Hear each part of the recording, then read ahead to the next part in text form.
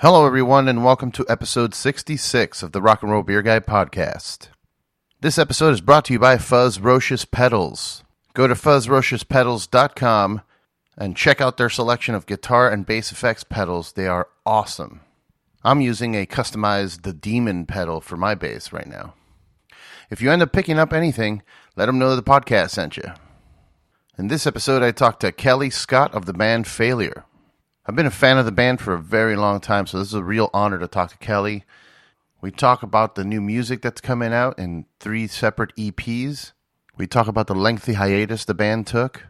And he opens up about struggling with some of his inner demons. It was a very interesting conversation. It's a very inspiring story. I hope you guys enjoy it.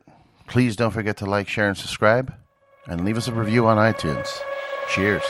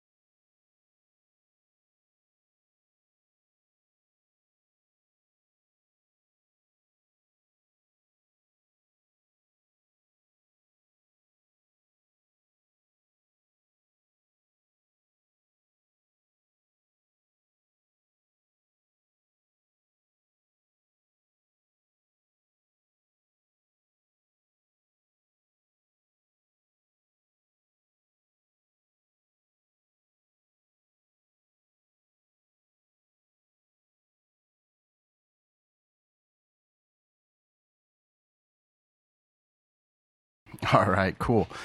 Welcome, everyone, to the Rock and Roll Beer Guy podcast. I'm here with Kellii Scott of the band Failure. Hey. Thank you for joining me. Yeah, you're very welcome. Thanks for having me join you. No problem at all. I've been a fan for many years, so this is pretty exciting. Nice. That makes 2 of us. You play drums in the band, Yep. For anyone that's listening and doesn't know.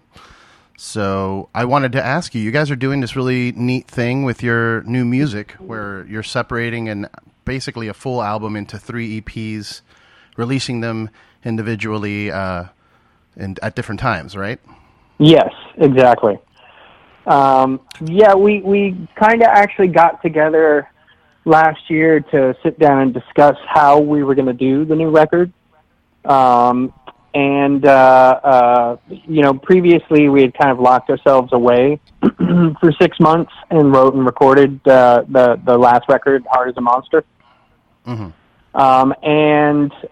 Upon sitting down and talking and figuring out what everybody had going on, we quickly came to the conclusion that we weren't going to be able to do that again.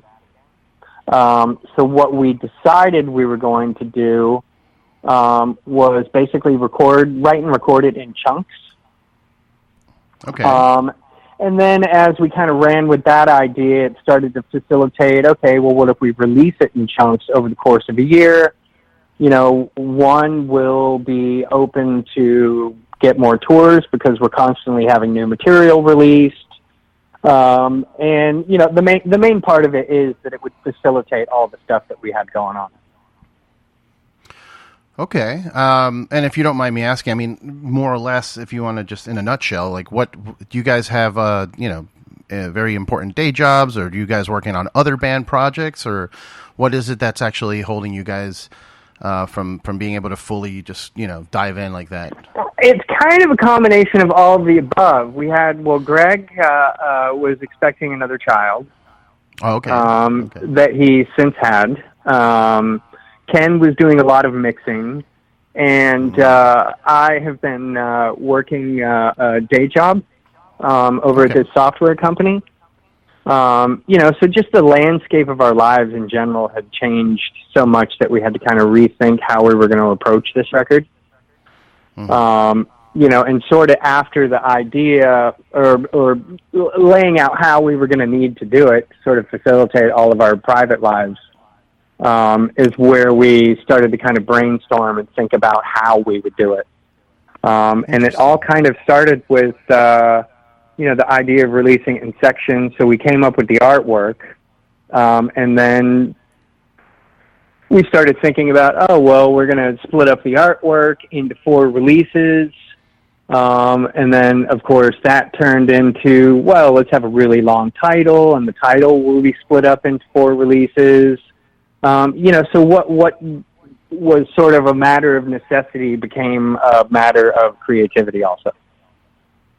That's awesome. You guys are it seems like you're pulling it off. The first EP came out. It was called In the Future, and then the second one is Your Body Will Be, and then you haven't announced the third one. So, but it is forming like one long title. Are you planning on releasing all 3 as one solid LP later, or just going to do the three release? No, that's the kind of the idea. Like, we have the first EP, the second EP. There will be a third EP, and I think there is somewhere where, because we have it up on Pledge Music, and we also have it up on our website.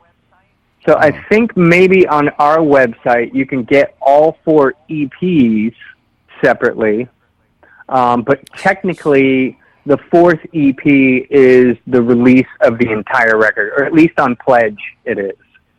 Okay. Yeah, the 4th release, I thought it was 3.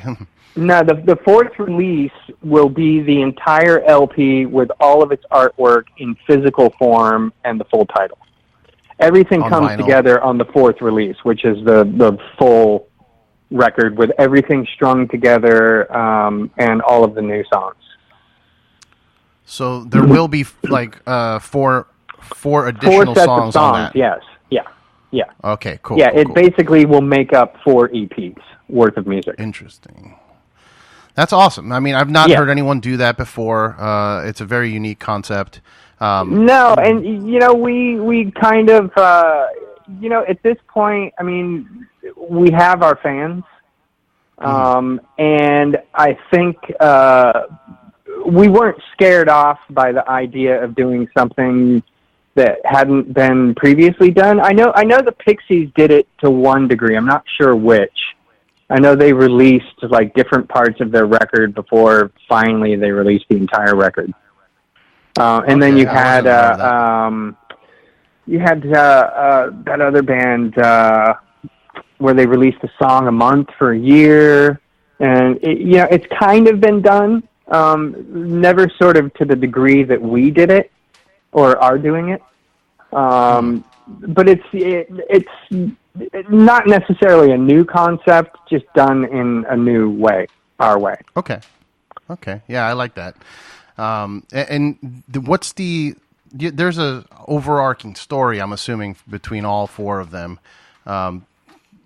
Can you kind of elaborate on the concept of it all? Because, I mean, I know you guys are very heavy into that, like, storytelling with your music, so. It kind of, I don't really necessarily want to give up the concept before the whole thing. Yeah. In releasing it the way we're releasing it, so every little bit is a surprise. Some of sort of the backstory of what's going on in the songs kind of has to be withheld. But I can say that it's definitely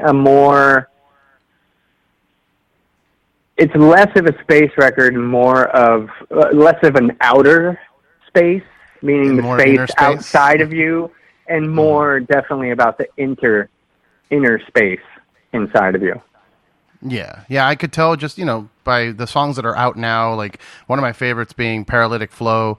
It's become one of my favorite Failure songs overall, which is mind-blowing to me after all these years. You guys are still making, what would be my favorite song from you guys. So, dude, we're so fortunate. I mean, that honestly, when we got back together, was one of the things that really kind of had me petrified. Mm-hmm. You know, because we had sort of built this mythology over the years that we had been broken up. The last thing I wanted to be a part of was like not moving that forward and getting better as a unit while we did it. You know, I mean, we've all seen it, like our favorite bands come back and they release this thing and it's just, you know, to be on the soft side, not very well thought out. Yeah, I've been disappointed by a lot of comebacks. You know, a lot of the reunions post-breakup just have been disappointing to me. I'm not going to name any names. I don't want to trash anybody, but you know, a lot of bands that I know that I've enjoyed in the past come back. And in defense of those bands, having been one of those bands where we were broken up and came back and made a full record, it's not an easy thing to do emotionally. You know, forget about the aspect of like whether you write good songs and, you know, the record is as good, if not better, than where you left off. Like emotionally, especially with bands that break up, that have a history to their breakup. You know, there's a lot of, we were fortunate in a way that we were able to reconcile all of our previous baggage. So when we did get back together, not only did we have that creative spark, but we also had our relationships with one another had never been better. You know, part of that is we were grown up, you know, and we were less petty about things. You know, and I mean, we had matured, you know, so our problems as a band have matured, meaning when you mature, you have a lot fewer problems. Right. And, you know, so I think there are a lot of things that definitely contributed to the fact that we were able to come back and make such a successful record, or at least from our vantage point. We were all super proud of it, and we definitely, you know, high-fived and felt that as far as pleasing ourselves, which I think is the highest standard, I think if we continue to make ourselves happy and push ourselves to something, you know, that yet has been attained, then we're always going to be on pretty safe ground, I think, when it comes to writing and releasing new material. We're not one of those bands that mails it in. You know, we're probably sometimes too critical of the things that we do. Well, that's always good. I mean, that's a sign of a true artist. You know, you're not just cranking it out to make a buck. You're not like, it wasn't like, hey guys, we're all broke and we need to get back together to make money. It was something that, you know, you guys reconciled and you had these ideas, and it's art, you know? Yeah. And yeah. And it's you know, the 14 years, right? That was the space between Fantastic Planet and Heart is a Monster? We broke up in 97 and put that record out in 2015. Mm-hmm. So yeah, so 13, 14 years? Yeah, around there. 14, really 15 years. Time, man. I mean, yeah. It's mind-blowing to me that you guys are able to come back and not only, you know, pull it off, but pull it off really well. Actually, you know what? It was 17 years. 17 years. Yeah. 15 years. Yeah. Wow. Yeah, because shortly after we got back together, we had the 20-year anniversary for Fantastic Planet, which is the record we broke up on. Right. I went to that here in, I want to say the Glass House. Oh, yeah. Which was beautiful. Oh, wait, you guys no, did we play down in Pomona? Yeah. I thought we only did that on the reunion tour. No, I mean, I saw... Did we do both? You might have done both, because I know I saw at the Glass House, you guys played all of it and had a video in the beginning. It was kind of like a concept film of... It started... It was really awesome. Well, it went in from space to... Yeah, I think we did that both times, in lieu of having an opening band, which is another thing that, you know, obviously we had never done before. And since we got back together, that's something we've been trying live, and it really, I dig it. I love having opening bands, and I love like being able to sort of present new music that we like. But the ease of not having an opening band and getting to take your time with sound check, and just the presentation of like a full show, you know, an evening with. Yeah. I really dig. Like, I think it's kind of classy too.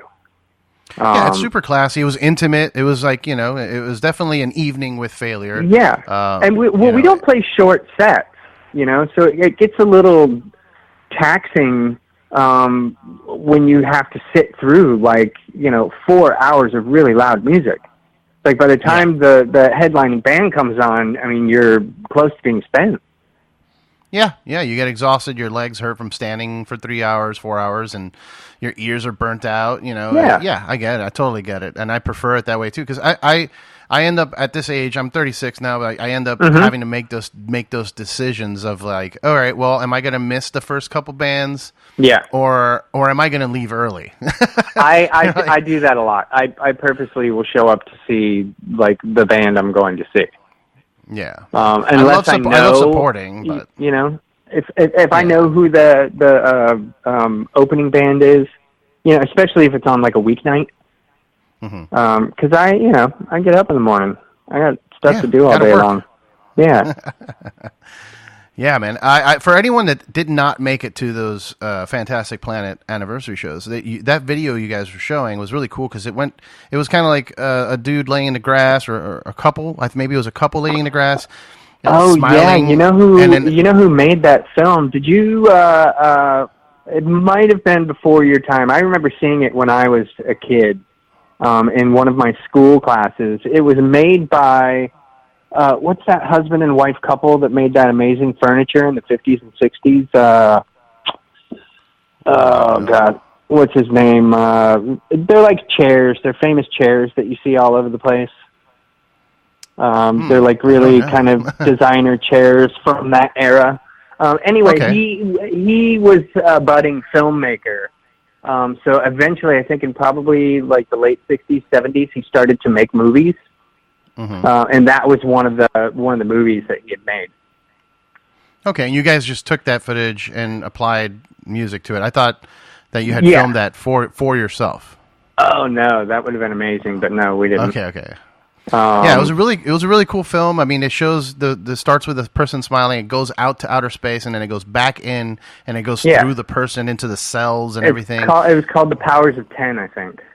The Powers of 10. Perfect. Yeah, I've been looking for that online. Like, I've been on YouTube, like, okay, Failure opening video, like trying to find it to see it again because I loved it. I thought it was very fitting with the album that you guys were playing in its entirety and everything. So yeah, I think that was Greg's idea. Interesting. That's cool. Ames, Charles and Ray Ames. Charles and Ray Ames. Gotcha. Yeah. Okay. Ames Furniture, you don't remember that? It's like that really cool furniture from the 60s, 50s and 60s. When you see it, you know it. Like the chairs that are kind of like a ball with an opening, stuff like that? Some of that kind of stuff, but like a lot of like wood chairs with a little bit of cloth, like on the armrests and maybe the headrest. Like they're super amazing. They're very like high art. Gotcha. It's less function and more about the way it looks, some of it. Interesting. Oh, man. So, yeah, I saw you guys then with when you played Fantastic Planet, which, by the way, thank you, because I was in my mind, I was like, man, I'm never going to see them play that album because, you guys broke up. I was young. I was in high school.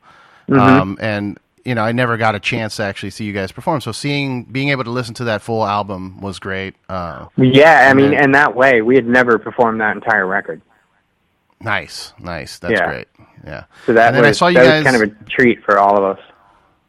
Yeah, I saw you guys before that as well for the official, I guess it was the official reunion, but at Wrecking Ball in Atlanta. Oh, yeah. Which is now the old Masquerade. Yeah. In Atlanta. Yeah, I heard they moved it. I heard the new place isn't as cool. No, the old place had the 2 floors, and the outside area was really nice. But they shut that whole place down. It's not there anymore. So. No, there was a great vibe to that place. We had actually been playing there since I think the first time we went to Atlanta, we were there with Tool in like 93 or 94, and that's where we played. That's awesome.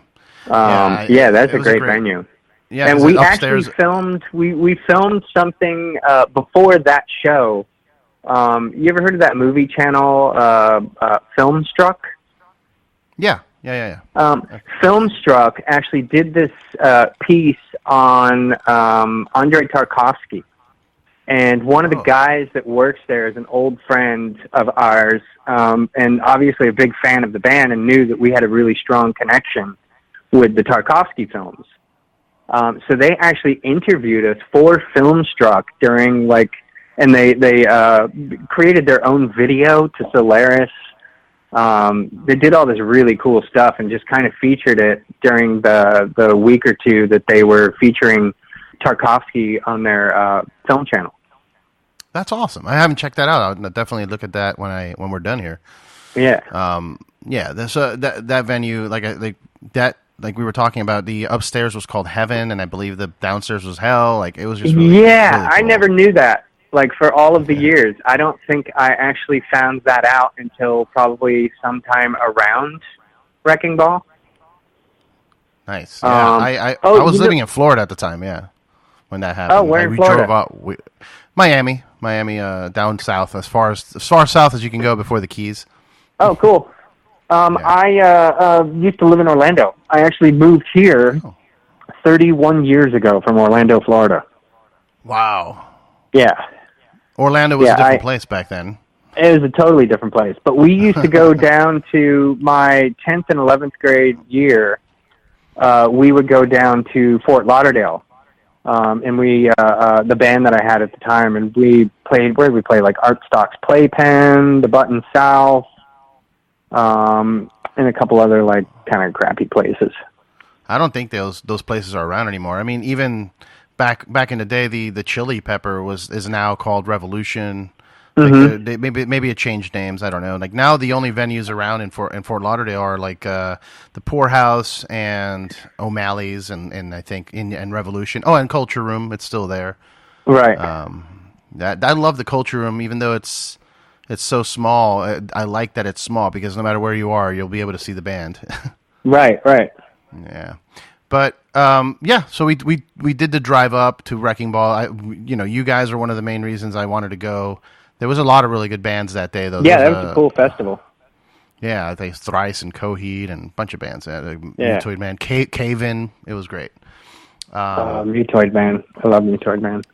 Yeah, they played in the same room as you guys, right? I think before you or close. Did they play with us? I don't know if it was the same day. I know I was there for 3 days, so it was kind of. I remember wanting to see them, so I think it was definitely the same day. I didn't get to see them. And we've been friends with the Cave-In guys for years. Caleb, God rest his soul. Yeah, rest in peace, man. I'm excited to just announce the West Coast show that they're going to do, the tribute show for Caleb. Yeah, I've been seeing that on the interwebs, that they did a Boston show a couple days ago, or maybe a week ago now. Great guys. Troy and I actually, in the 2000s, we were both on Lollapalooza, and they were on there too, and he and I actually got up with them and played Magnified and maybe one other Failure song. On 2 separate occasions. Yeah, they're super, super, super amazing guys. They always come out whenever we're in Boston. We get to hang out a little bit. That's cool. Yeah, I'm really stoked to see a lot of them. When I think it's in October when they're doing the show out here, and they're doing that the ISIS reunion with they're calling themselves Celestial, and Cave-In, and I think who else is playing? Pelican. I don't know. There's a couple friends. Oh, cool. Playing. Yeah, Larry and I are really good friends. Aaron and I are really good friends also from ISIS. Turner or Harris? Harris. Cool. Yeah, actually we've been talking. He actually just moved a couple days ago, and we're gonna meet up hopefully next week to podcast and drink some coffee. Where'd he move to? He's still here in LA, but I think they just moved to another house, I'm sure. Okay. I thought they just bought that house from Larry a couple of years ago. I don't know. Yeah, I mean, I texted him a couple days ago. He said they were moving this week, but next week he was available, so should be fun. Oh, cool. Yeah, and you know, are you guys on tour during that time? Do you know if you have a tour coming up? I don't know. I think we're kind of trying to iron some of that stuff out now. We've been kind of sort of dark on any communication since Greg's been out of town. Okay. There was we had kind of a little flurry last week. Like Ken turned in a tune for I think it'll probably be on EP3. And Greg and I actually keep in contact, but he's been over in Europe playing with Perfect Circle. Oh, wow, okay.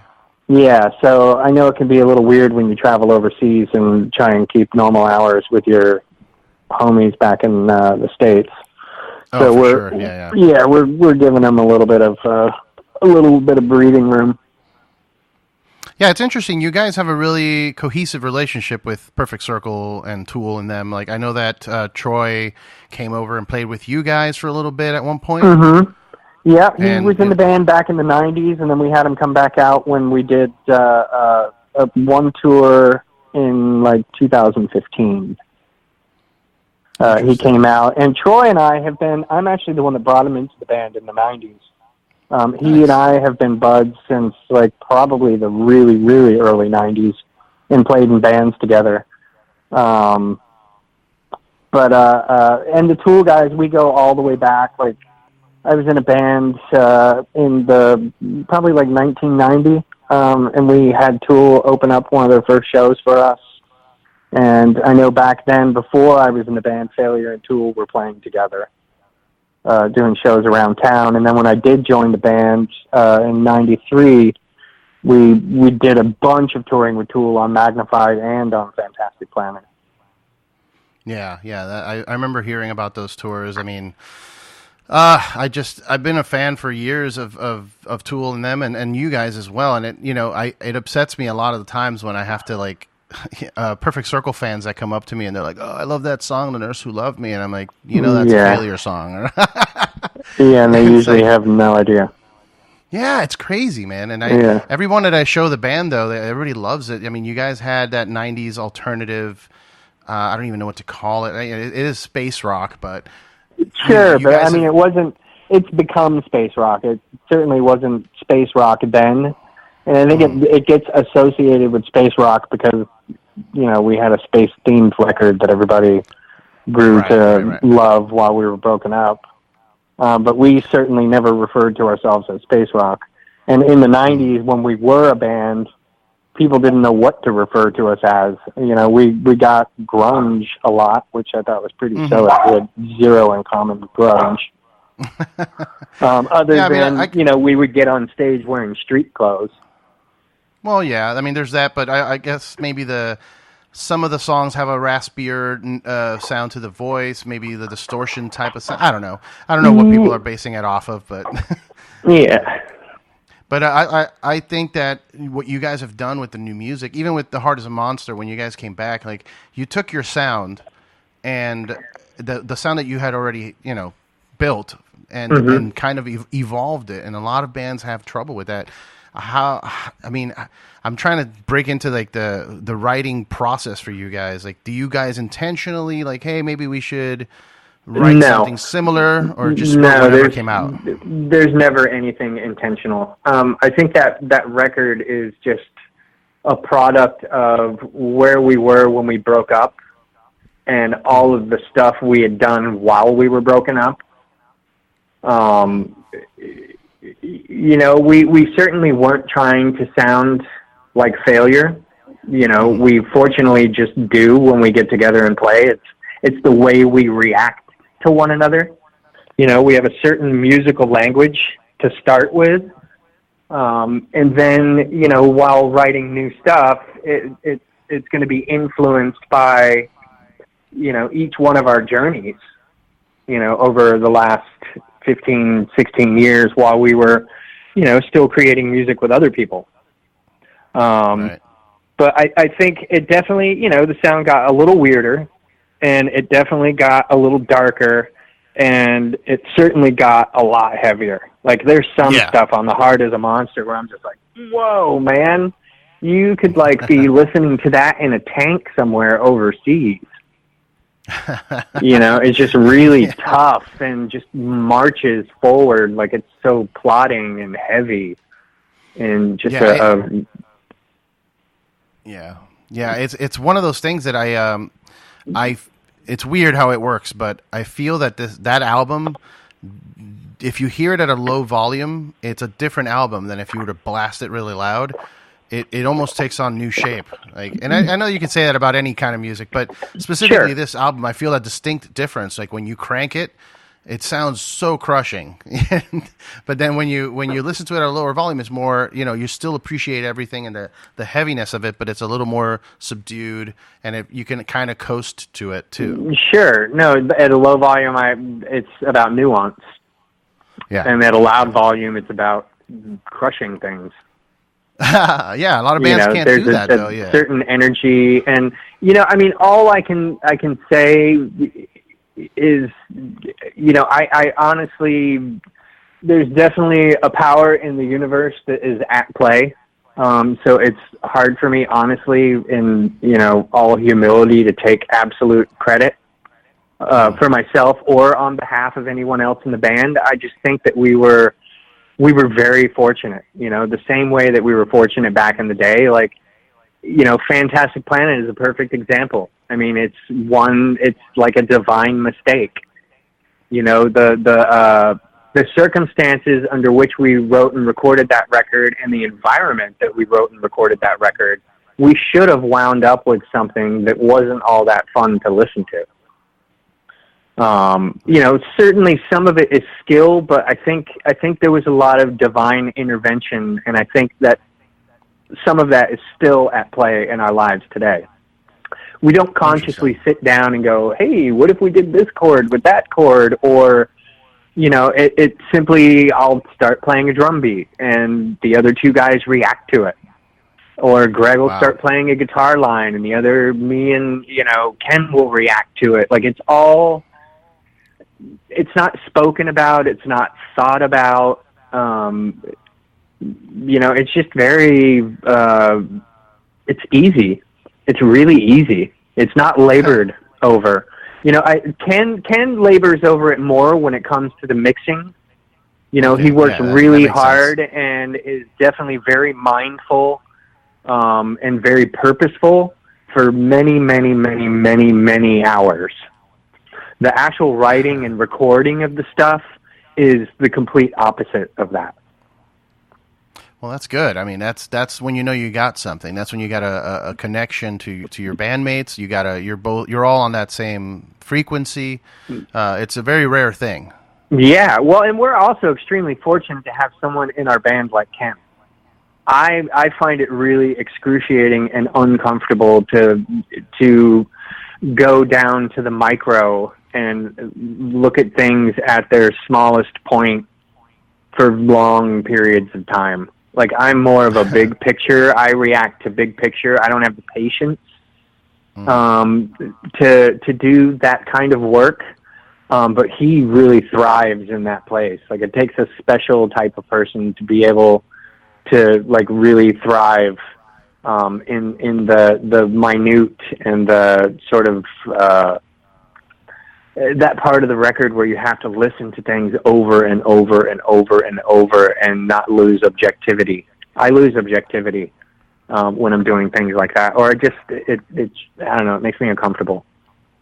I'm more of a reactionary. I like the instantaneous reacting, creating something, and then moving on to the next thing.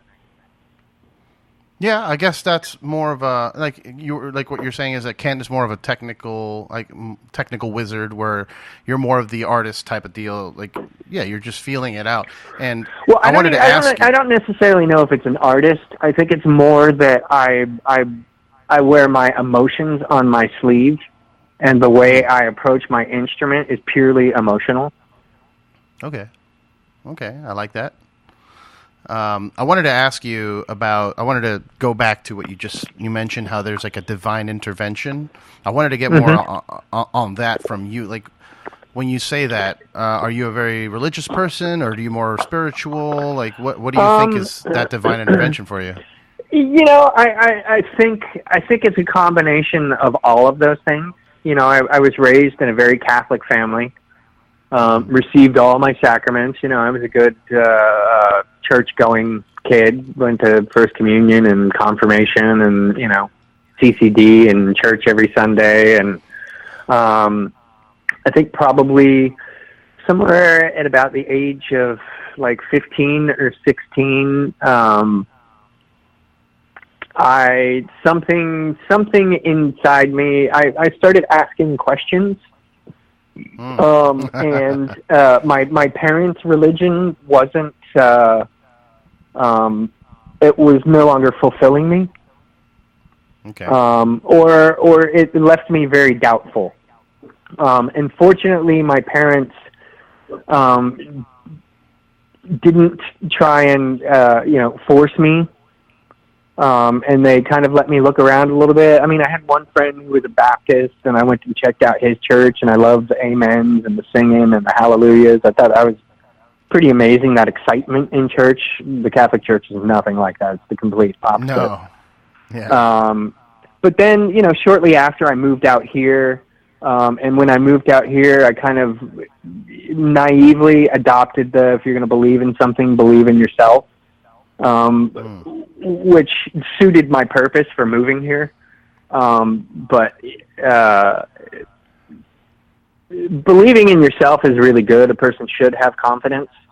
But only believing in yourself and not seeing the bigger picture and the rest of the beauty. And I don't know what it is. I have a very healthy, humble attitude towards some people call it God. I think they all are referring to the same thing.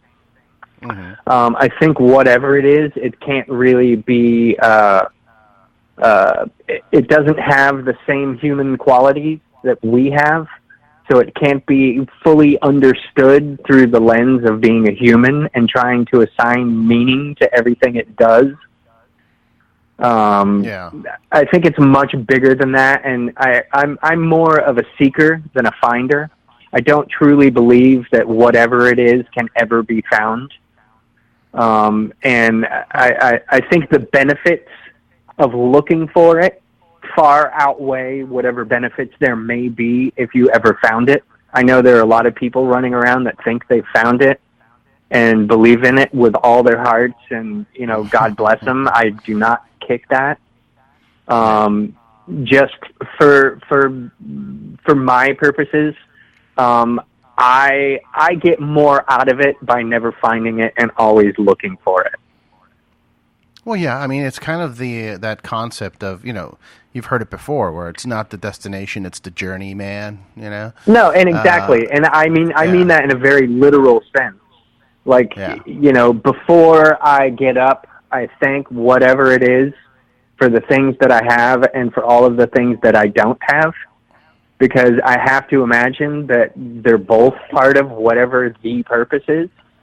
So that in itself allows me to walk through my days with just a lot more ease and a lot more. I don't have to take the blame for as much. Right. Everything that happens in my life is not my fault. And it frees me up to look around me more often than not and see the bigger picture and the beauty of what happens in life. I'm a small part of everything that's going on. My life isn't my life. My life is a part of everything going on. Yeah. Everything included, from the cat and the beetle to the person next to me or the person on the news.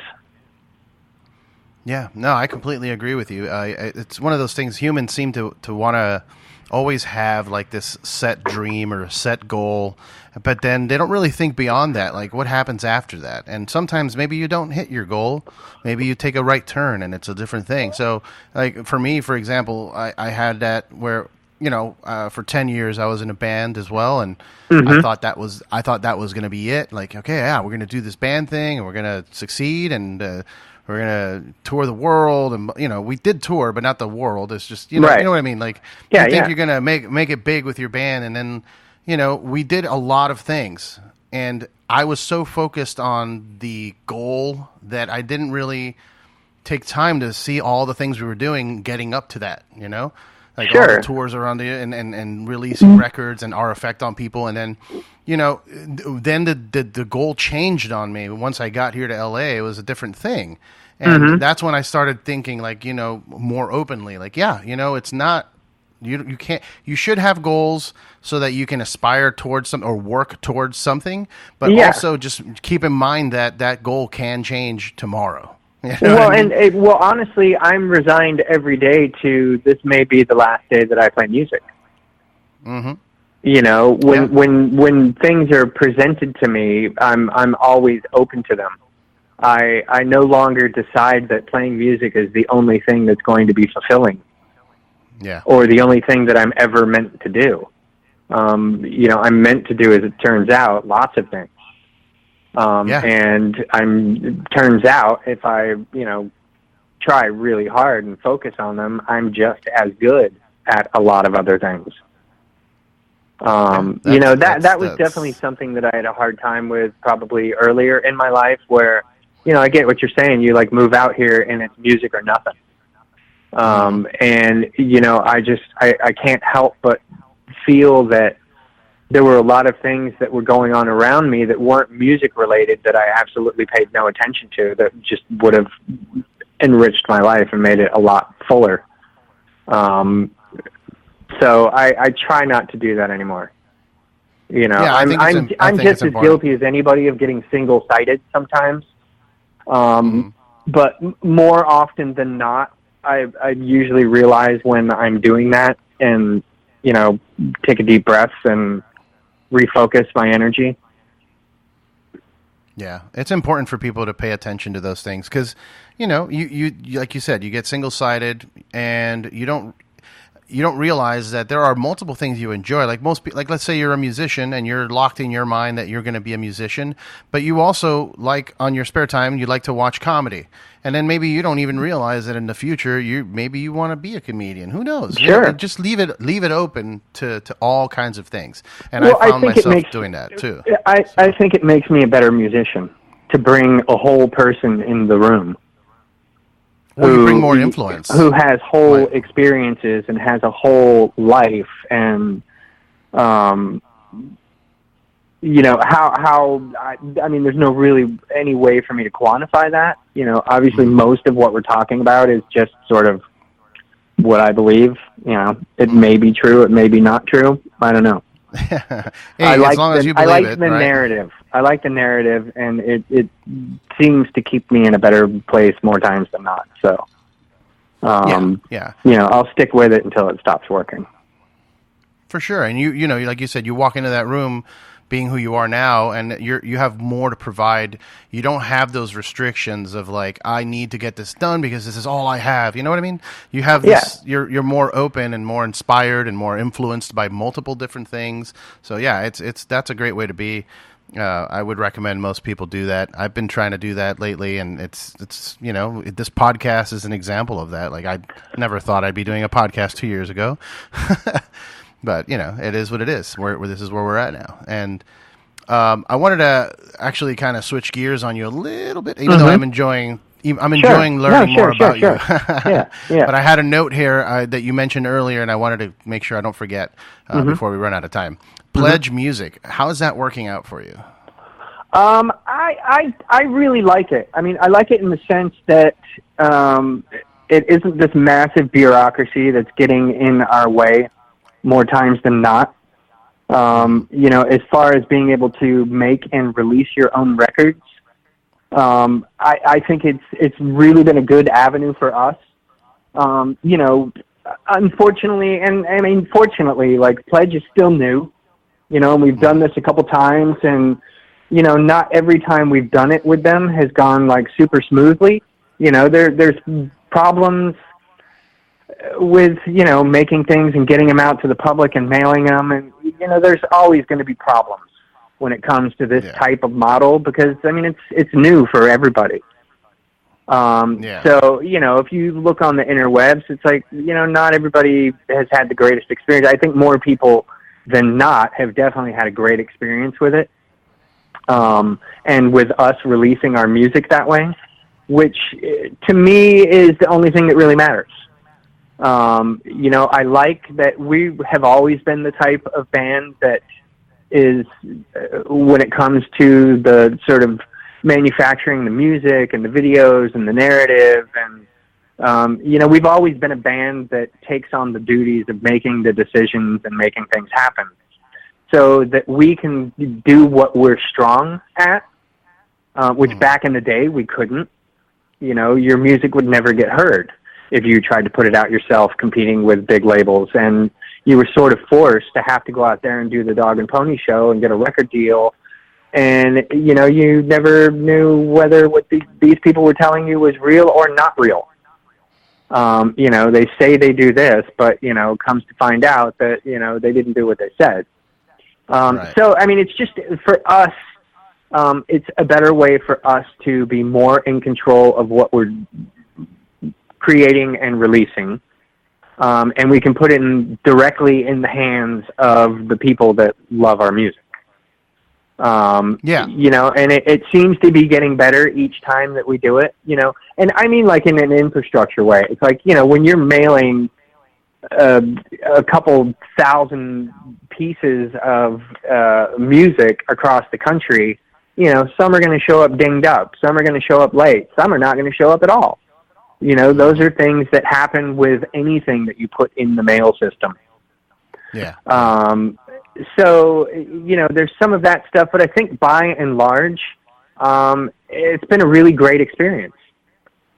You guys, you guys do a cool thing where you let, you're letting the audience in on the recording process, or you did with the Heart as a Monster, where they could tune in and watch you guys recording and stuff like that. Yeah. That was it's really definitely it gives you the opportunity to sort of pull back the curtain a little bit, if you choose to. For a band like us, because of the long breakup, and only hundreds of people actually ever seeing us play when we were a band, there's a certain bit of that mystery that you want to retain. We don't want to go full board where we're selling our sweat through Pledge Music or anything like that. We're definitely not that type of band. I think the mystery is part of the art of everything. The music definitely has mystery baked into it. But in general, there's something to be said about being able to make your own music and give it directly to the people that want to listen to it. Yeah, I think it's really great, and like I said, the things you guys are offering, like autographed vinyl and access to seeing you guys actually recording, that's super unique stuff, and that's what gets people's attention these days. You gotta offer something else than just a generic, here's an MP3 and here's a PDF with some lyrics, even that, it's like, I would have shit a brick. How difficult would it have been to get one of your favorite albums ever signed by your favorite band? Oh yeah. You could wait hours outside of the show when they finally show up to your town. It's the likelihood of seeing all 4 or 5 of them and getting them to sign your record is virtually impossible. And then to deal with the fact that, people are tired. They don't necessarily want to do that after they've just spewed out every ounce of energy they have. For the umpteenth night in a row. Just that, I would have tripped out, if I could have gotten, all the guys in Iron Maiden to sign a record or, and send it straight to me. One of the bands that I loved when I was a kid, or Motley Crue, or even Led Zeppelin.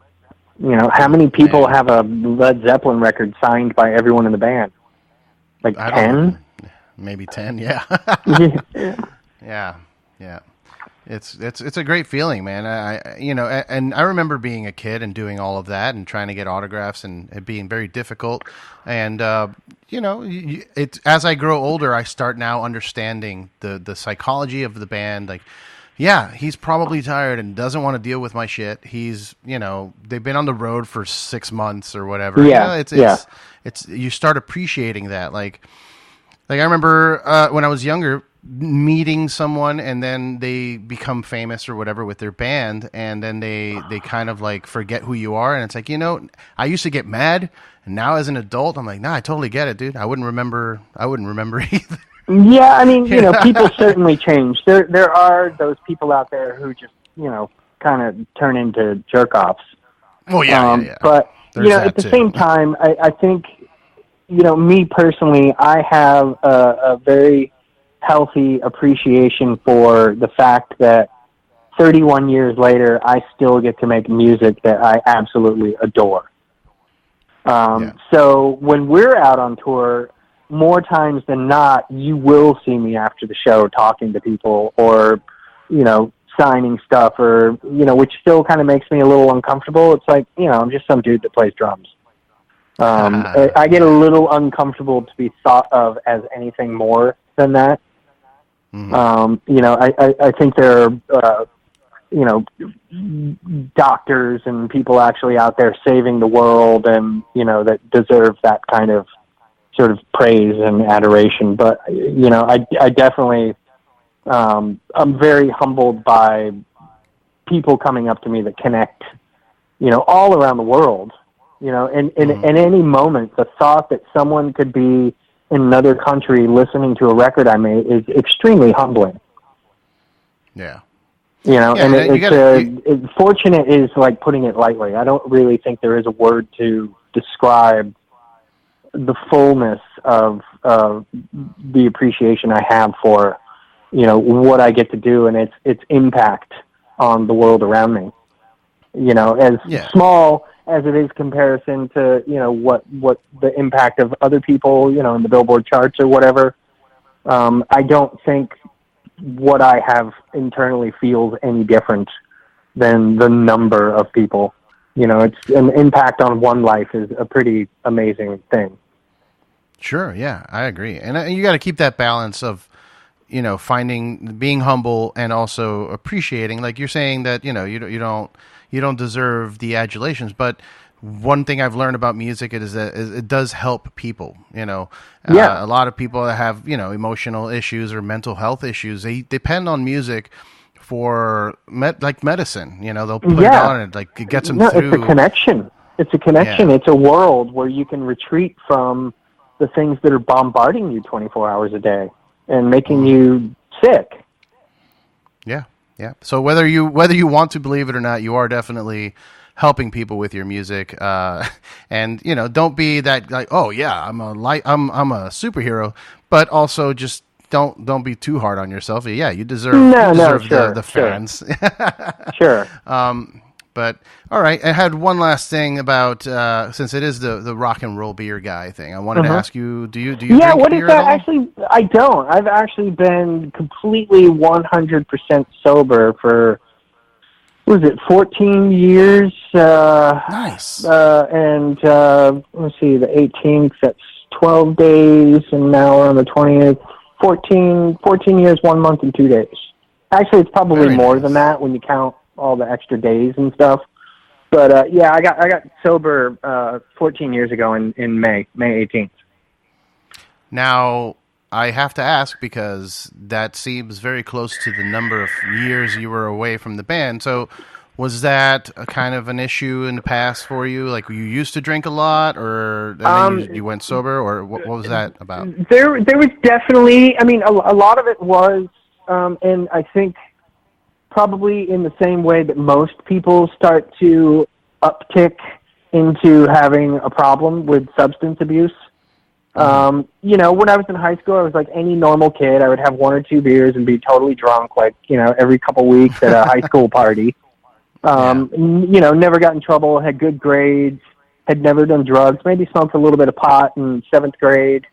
and a little bit later on in like 11th grade, 12th grade. But I never abused drugs by any stretch of the imagination. But when I moved to LA and I could do whatever I wanted, and the things that I did didn't hurt anyone else, I was very sensitive of how the things that I did would affect my family. So when I moved to LA and I was on my own, I was going to do things like I was going to fit in. I was going to be like all the other rock and rollers in 1987 on the Sunset Strip. Who was basically living out his dreams from the pages of his favorite rock magazines. So it started, I'm here in this great big world, I'm alone, you have a drink, and that subsides. There's a cute girl, and you're afraid to go talk to her, you have a drink, and you go talk to her, and you get the girl. So it turns into a reflex. And it's not necessarily, the first couple times it's on a conscious level, if you do this, it'll produce an effect that you can live with. But then it just kind of becomes like a reflex, like a habit. You start to have drinks before you go out socially. And one thing leads to another, and, you're out here, you're on your own, you're young, you have no life skills whatsoever. You're kind of making it up as you go along. And your life on its own inherently begins to produce bad feelings inside of you that you don't have the tools to express. So they build up year after year after year after year after year, and you're drinking more, and you're starting to become that guy.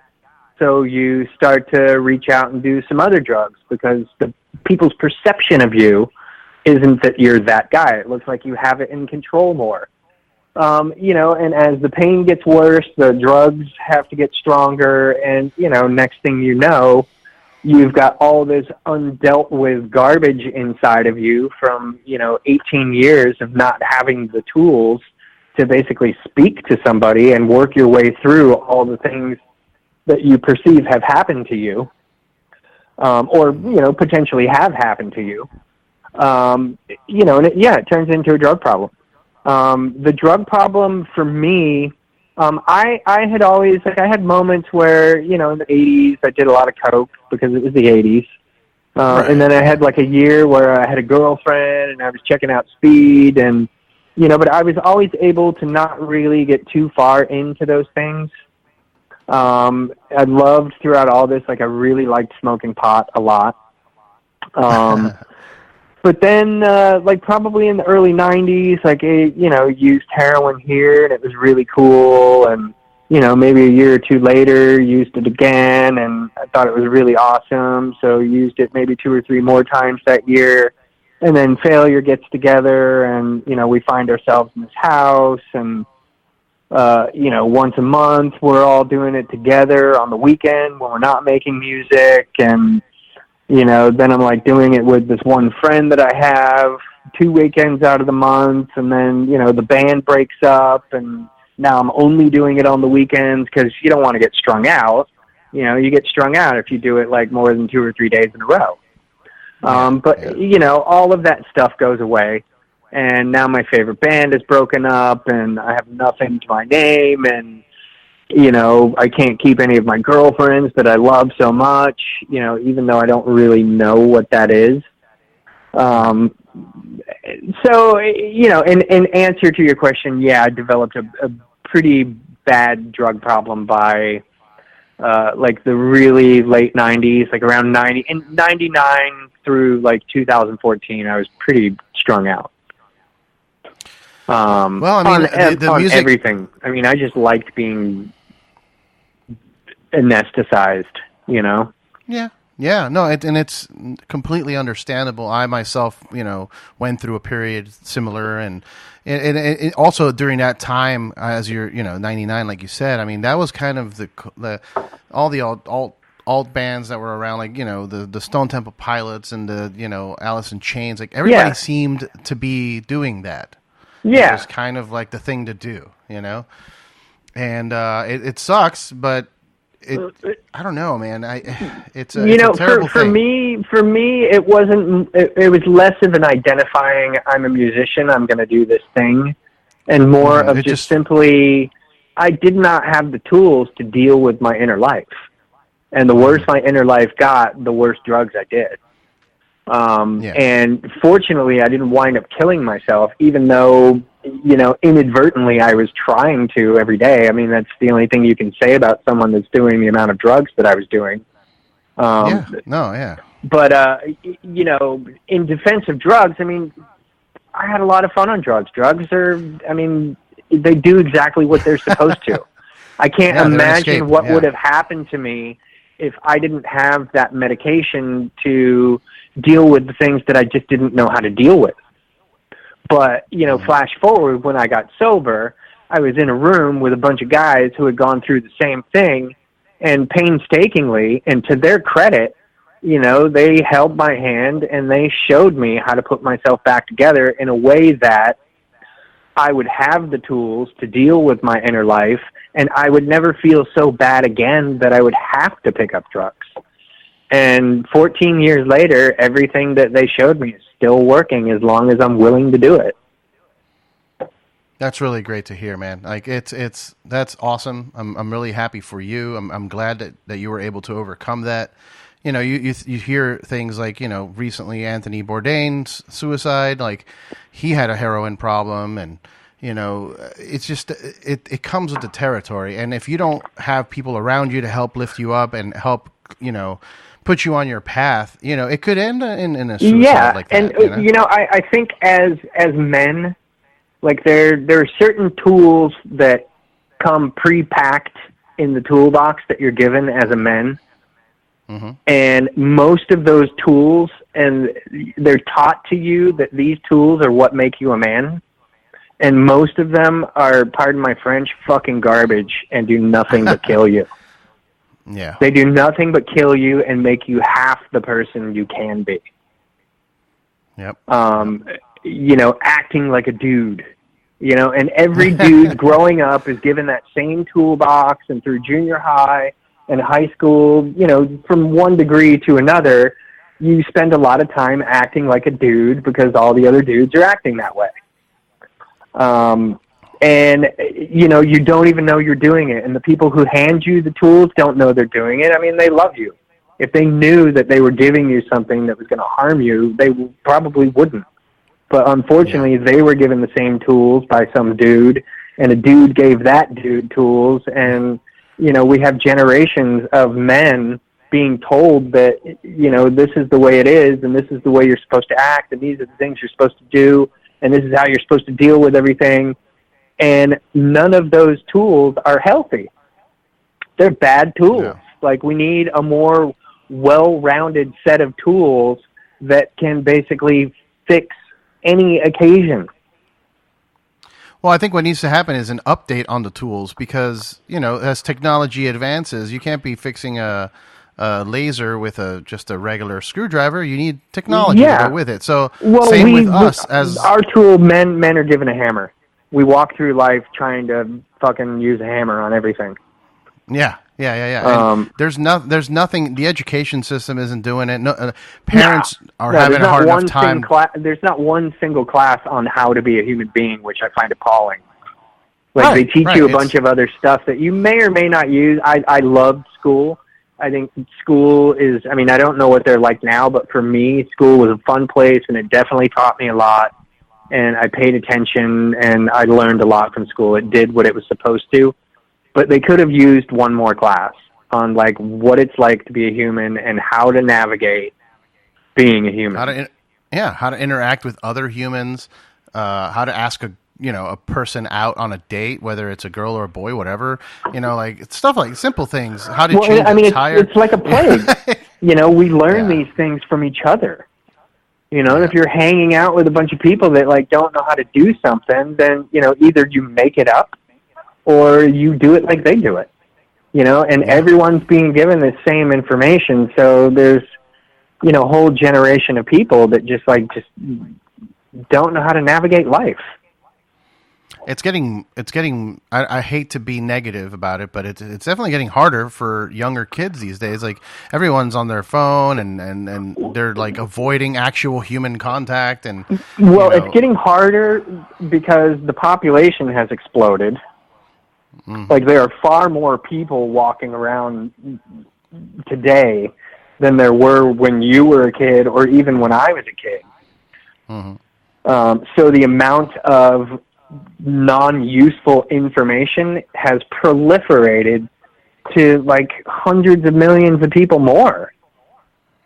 Yeah, the problem just keeps getting bigger and bigger and bigger and bigger and bigger and bigger. You know, it literally is like a plague. Yeah. Well, I'm hoping that nowadays there are, I mean, I've read reports and stuff about how a lot of younger, or not younger, but millennial type folk aren't reproducing because they're thinking about things like the fact that they can't afford it, or they're not mentally prepared. So hopefully that starts to catch on and we can balance out, you know what I mean? Yeah. But yeah, you know, I just, it's a very interesting time right now. Yeah, that's putting it lightly. Yeah, right. Yeah. But yeah, I brought up the beer just, you know, the podcast is the Rock and Roll Beer Guy thing. It's not a beer podcast. Some people call me the Rock and Roll Beer Guy because I've been in the beer industry working for 7 years, you know, and also doing music. Yeah. I was a bartender at the Viper Room for a while. Oh, that's awesome. Yeah. So I definitely, awesome. I was more of a Scotch or Bushmills. Like, I didn't like to waste space. When I drank, like, I did it to get drunk. So I went for the harder stuff that filled up less space so I could have more of it. But I did really, really enjoy a nice, tall glass of Guinness. Guinness was definitely one of my favorite. It was like a meal in the can. Like, I just, first time I had Guinness, like, it was a true love romance. Wow. And you'd be surprised that, like, now in comparison to what some of these craft breweries are doing, Guinness is actually a light beer. I know. I'm missing out on everything. Like, pot's legal now. There's all these beers. Oh, man. Like, no, you're not missing out. I know what that. You've done is tremendous. I say that in jest. Yeah. No, what you've done is inspiring, man, and I appreciate you sharing that with me because, you know, I'm definitely in one of those situations where, like I said, I've been doing the industry for so long. I'm actually I'm actually trying to get out of it a little bit. I'm still, you know, it's what I've been doing. So if I need work, that's where the work is. But right. I don't want to be associated with that my whole life. Like, you know, I don't want to be that guy or I have friends that are sober that, you know, sometimes are scared of hanging out with me. They're like, oh, if you show up, you can bring beer. I'm like, yeah, they're like, oh, don't bring beer. And it's like, that's not very sober of them. I don't discourage anyone from doing anything. Like, I'm very, like, drinking and drugs were not my problem, not everybody else's. So I have, right when I got sober, I embraced, I didn't want to be held captive, you know, so I can go to clubs, I can be around people that drink, like, you know, those things weren't my problem. My problem was me. Right. And you know, it takes a lot of strength too. Yeah. Yeah. It takes a lot of strength to, you know, do what you do with music, being at clubs and bars all the time, venues, you know, it's everywhere. And it, you know, for you to be able to just say, nope, it doesn't even affect me. That's really great. Well, and it also helps. I mean, I had a long haul, you know, I had about as much fun as you can possibly have.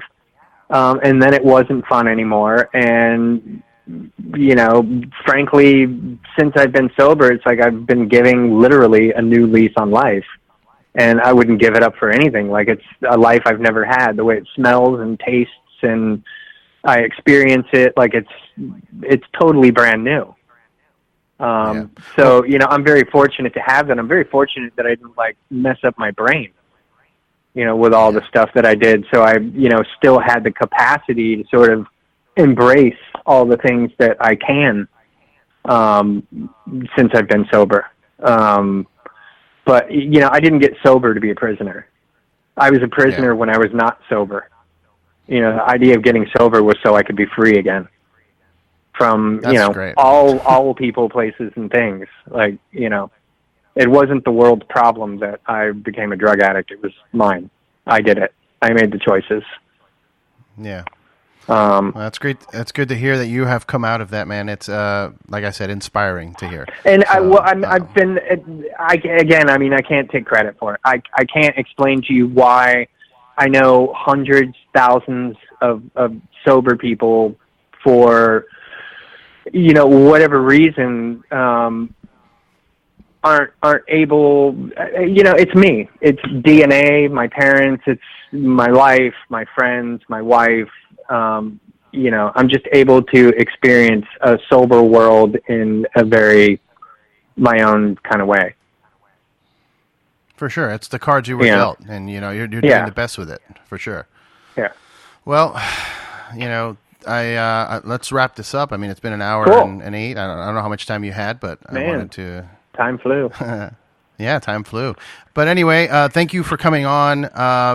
People can follow Failure's progress through Pledge Music, through your Instagram, your social medias. It's not hard to find you guys. You just look up Failure Band. Don't just Google Failure, because you might get other results. Oh, yeah. Yeah, and don't look up Failure Band. Look up Failure Band when you're on Instagram. If you look up the tag Failure, there's some really weird shit on there. Yeah, for sure. But we have the third EP to look forward to. I know you don't have a release date yet, but is there a time frame? I know that it's within this year. We're trying to get it finished by October, November. So we have to finish writing and recording 3 and 4, and then production can take anywhere from 1 to 3 months. So we're hoping to have it out just in time for everybody to get for the holidays. Perfect. Make sure you go and check out all the EPs that are out right now, In the Future and Your Body Will Be. Those are really great. And like I said, The Heart is a Monster was fantastic. I mean, you guys are back and with a fury, so I'm excited. Tour dates, you said you're still ironing it out, so keep an eye out for that. Still ironing that out. But hopefully, if everything pans out the way we'd like it to, the release of the record will coincide with at least a handful of dates for the end of the year. And then, of course, really get to it in the beginning of next year. Has the thought been thrown around about performing all of it in its entirety also, or is that not? No, mix it up? I don't know if, never say never. I don't know. Okay. I know with Fantastic Planet, that was such a landmark record for everyone that bought it. I mean, it was kind of a no-brainer to hear that record as an entire record, because that's the way everyone listens to it. I don't know. I know we still make albums. The last album was over an hour long. This one, I'm sure, will be over an hour long, double records. I don't know that people listen to records in the same way that they did when that record came out. So, I think that was a special time that it made sense to play that record from start to finish. And also, it began the same way that it ended. There were a lot of things that sort of made that a no-brainer. But, never say never. For sure. Yeah. I mean, I still listen to records that way. I still listen to vinyl at home. I put it on and listen to the whole thing while cooking dinner or no, I'm the same way. I'm the same way. Yeah. But I know a lot of people don't even listen to records anymore. They put on a Spotify playlist which I'm totally not knocking. Yeah.